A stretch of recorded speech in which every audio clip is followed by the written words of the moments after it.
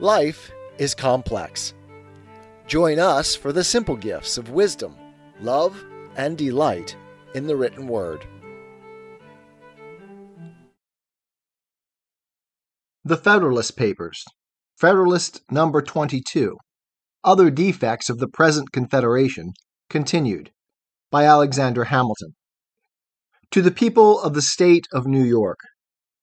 In addition to the defects already enumerated in the existing federal system, there are others of not less importance which concur in rendering it altogether unfit for the administration of the affairs of the Union. The want of a power to regulate commerce is by all parties allowed to be of the number.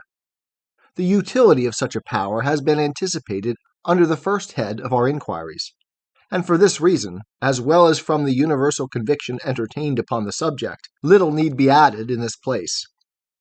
It is indeed evident, on the most superficial view, that there is no object, either as it respects the interests of trade or finance, that more strongly demands a federal superintendence. The want of it has already operated as a bar to the formation of beneficial treaties with foreign powers, and has given occasions of dissatisfaction between the states. No nation acquainted with the nature of our political association would be unwise enough to enter into stipulations with the United States, by which they conceded privileges of any importance to them, while they were apprised that the engagements on the part of the Union might at any moment be violated by its members, and while they found from experience that they might enjoy every advantage they desired in our markets without granting us any return but such as their monetary convenience might suggest. It is not, therefore, to be wondered at that Mr. Jenkinson, in ushering into the House of Commons a bill for regulating the temporary intercourse between the two countries, should preface its introduction by a declaration that similar provisions in former bills had been found to answer every purpose to the commerce of Great Britain, and that it would be prudent to persist in the plan until it should appear whether the American government was likely or not to acquire greater consistency. Several states have endeavored by separate prohibitions, restrictions, and exclusions to influence the conduct of that kingdom in this particular. But the want of concert, arising from the want of a general authority and from clashing and dissimilar views in the state, has hitherto frustrated every experiment of the kind, as long as the same obstacles to a uniformity of measures continue to exist.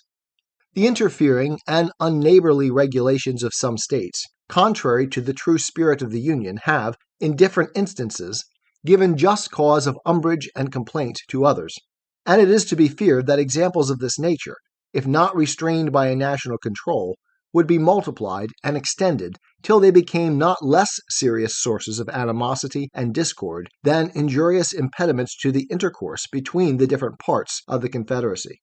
Quote, "The commerce of the German Empire is in continual trammels from the multiplicity of the duties which the several princes and states exact upon the merchandises passing through their territories, by means of which the fine streams and navigable rivers with which Germany is so happily watered are rendered almost useless." End quote. Though the genius of the people of this country might never permit this description to be strictly applicable to us, yet we may reasonably expect, from the gradual conflicts of state regulations, that the citizens of each would at length come to be considered and treated by the others in no better light than that of foreigners and aliens. The power of raising armies, by the most obvious construction of the Articles of the Confederation, is merely a power of making requisitions upon the states for quotas of men. This practice, in the course of the late war, was found replete with obstructions to a vigorous and to an economical system of defense. It gave birth to a competition between the states which created a kind of auction for men. In order to furnish the quotas required of them, they outbid each other till bounties grew to an enormous and insupportable size. The hope of a still further increase afforded an inducement to those who were disposed to serve to procrastinate their enlistment, and disinclined them from engaging for any considerable periods. Hence, slow and scanty levies of men in the most critical emergencies of our affairs, short enlistments at an unparalleled expense, continual fluctuations in the troops, ruinous to their discipline, and subjecting the public safety frequently to the perilous crisis of a disbanded army. Hence, also, those oppressive expedients for raising men, which were upon several occasions practiced, and which nothing but the enthusiasm of liberty would have induced the people to endure. This method of raising troops is not more unfriendly to economy and vigor than it is to an unequal distribution of the burden. The states near the seat of war, influenced by motives of self-preservation, made efforts to furnish their quotas, which even exceeded their abilities, while those at a distance from danger were, for the most part, as remiss as the others were diligent in their exertions. The immediate pressure of this inequality was not in this case, as in that of the contributions of money, alleviated by the hope of a final liquidation. The states which did not pay their proportions of money might at least be charged with their deficiencies, but no account could be formed of the deficiencies in the supplies of men. We shall not, however, see much reason to regret the want of this hope, when we consider how little prospect there is that the most delinquent states will ever be able to make compensation for their pecuniary failures. The system of quotas and requisitions, whether it be applied to men or money, is, in every view, a system of imbecility in the Union, and of inequality and injustice among the members. The right of equal suffrage among the states is another exceptionable part of the Confederation. Every idea of proportion and every rule of fair representation conspire to condemn a principle which gives to Rhode Island an equal weight in the scale of power with Massachusetts, or Connecticut, or New York, and to Delaware an equal voice in the national deliberations with Pennsylvania, or Virginia, or North Carolina. Its operation contradicts the fundamental maxim of republican government, which requires that the sense of the majority should prevail. Sophistry may reply that sovereigns are equal, and that a majority of the votes of the states will be a majority of confederated America. But this kind of logical legerdemain will never counteract the plain suggestions of justice and common sense. It may happen that this majority of states is a small minority of the people of America, and 2/3 of the people of America could not long be persuaded, upon the credit of artificial distinctions and syllogistic subtleties, to submit their interests to the management and disposal of 1/3. The larger states would after a while revolt from the idea of receiving the law from the smaller. To acquiesce in such a privation of their due importance in the political scale would be not merely to be insensible to the love of power, but even to sacrifice the desire of equality. It is neither rational to expect the first, nor just to require the last. The smaller states, considering how peculiarly their safety and welfare depend on union, ought readily to renounce a pretension which, if not relinquished, would prove fatal to its duration. It may be objected to this, that not 7 but 9 states, or 2/3 of the whole number, must consent to the most important resolutions, and it may be thence inferred that 9 states would always comprehend a majority of the Union. But this does not obviate the impropriety of an equal vote between states of the most unequal dimensions and populousness, nor is the inference accurate in point of fact, for we can enumerate 9 states which contain less than a majority of the people, and it is constitutionally possible that these 9 may give the vote. Besides, there are matters of considerable moment determinable by a bare majority, and there are others, concerning which doubts have been entertained, which, if interpreted in favor of the sufficiency of a vote of 7 states, would extend its operation to interests of the first magnitude. In addition to this, it is to be observed that there is a probability of an increase in the number of states, and no provision for a proportional augmentation of the ratio of votes. But this is not all. What at first sight may seem a remedy is, in reality, a poison. To give a minority a negative upon the majority, which is always the case where more than a majority is requisite to a decision, is, in its tendency, to subject the sense of the greater number to that of the lesser. Congress, from the non-attendance of a few states, have been frequently in the situation of a Polish Diet, where a single veto has been sufficient to put a stop to all their movements. A 60th part of the Union, which is about the proportion of Delaware and Rhode Island, has several times been able to oppose an entire bar to its operations. This is one of those refinements which, in practice, has an effect the reverse of what is expected from it in theory. The necessity of unanimity in public bodies, or of something approaching towards it, has been founded upon a supposition that it would contribute to security. But its real operation is to embarrass the administration, to destroy the energy of the government, and to substitute the pleasure, caprice, or artifices of an insignificant, turbulent, or corrupt junto to the regular deliberations and decisions of a respectable majority. In those emergencies of a nation in which the goodness or badness, the weakness or strength of its government is of the greatest importance, there is commonly a necessity for action. The public business must, in some way or other, go forward. If a pertinacious minority can control the opinion of a majority respecting the best mode of conducting it, the majority, in order that something may be done, must conform to the views of the minority, and thus the sense of the smaller number will overrule that of the greater, and give a tone to the national proceedings. Hence, tedious delays, continual negotiation and intrigue, contemptible compromises of the public good.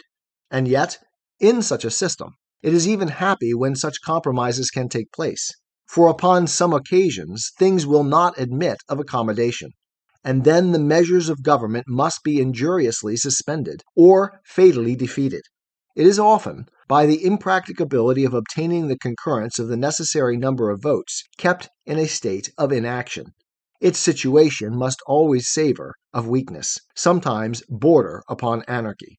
It is not difficult to discover that a principle of this kind gives greater scope to foreign corruption, as well as to domestic faction, than that which permits the sense of the majority to decide, though the contrary of this has been presumed. The mistake has proceeded from not attending with due care to the mischiefs that may be occasioned by obstructing the progress of government at certain critical seasons. When the concurrence of a large number is required by the Constitution to the doing of any national act, we are apt to rest satisfied that all is safe, because nothing improper will be likely to be done. But we forget how much good may be prevented, and how much ill may be produced, by the power of hindering the doing what may be necessary, and of keeping affairs in the same unfavorable posture in which they may happen to stand at particular periods. Suppose, for an instance, we were engaged in a war in conjunction with one foreign nation against another.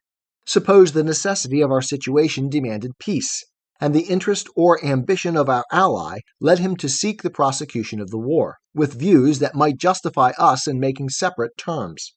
In such a state of things, this ally of ours would evidently find it much easier, by his bribes and intrigues, to tie up the hands of government from making peace, where 2/3 of all the votes were requisite to that object, than where a simple majority would suffice. In the first case, he would have to corrupt a smaller number. In the last, a greater number. Upon the same principle, it would be much easier for a foreign power with which we were at war to perplex our counsels and embarrass our exertions, and, in a commercial view, we may be subjected to similar inconveniences. A nation with which we might have a treaty of commerce could with much greater facility prevent our forming a connection with her competitor in trade, though such a connection should be ever so beneficial to ourselves. Evils of this description ought not to be regarded as imaginary. One of the weak sides of republics, among their numerous advantages, is that they afford too easy an inlet to foreign corruption.